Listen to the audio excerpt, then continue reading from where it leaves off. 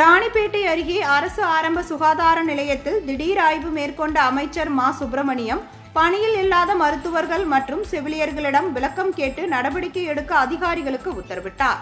வேலூரில் நடைபெற்ற பல்நோக்கு அரசு மருத்துவமனை திறப்பு விழா நிகழ்ச்சியில் பங்கேற்பதற்காக மக்கள் நல்வாழ்வுத்துறை அமைச்சர் மா சுப்பிரமணியம் ராணிப்பேட்டை வழியாக சென்றபோது மேல்விசாரம் அரசு ஆரம்ப சுகாதார நிலையத்தில் திடீர் ஆய்வு மேற்கொண்டார்.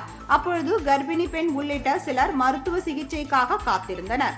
அவர்களிடம் அமைச்சர் மா சுப்பிரமணியம் குறைகளை கேட்டபோது காத்திருக்கும் இடத்தில் மின்விசிறி, இருக்கைகள், குடிநீர் உள்ளிட்ட எந்த அடிப்படை வசதிகளும் இல்லை என்று தெரிவித்தனர். மேலும் நோயாளிகள் காத்திருப்பு அறையை கூட திறக்கப்படவில்லை என்பது தெரியவந்தது.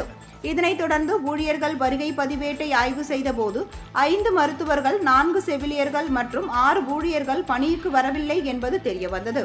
இதனை சுகாதாரத்துறை உயர் அதிகாரிகளுடன் செல்போனில் தொடர்பு கொண்டு பேசிய அமைச்சர் பணியில் இருக்க வேண்டிய மருத்துவர்கள் மற்றும் செவிலியர்களுக்கு நோட்டீஸ் அனுப்பி விளக்கம் கேட்டு நடவடிக்கை எடுக்க உத்தரவிட்டார்.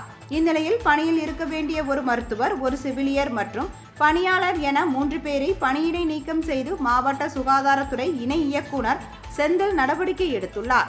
மேலும் மருந்து ஆளுநர் ஒருவரிடம் விளக்கம் கேட்டு நோட்டீஸ் அனுப்பப்பட்டுள்ளதாக தகவல் வெளியாகியுள்ளது.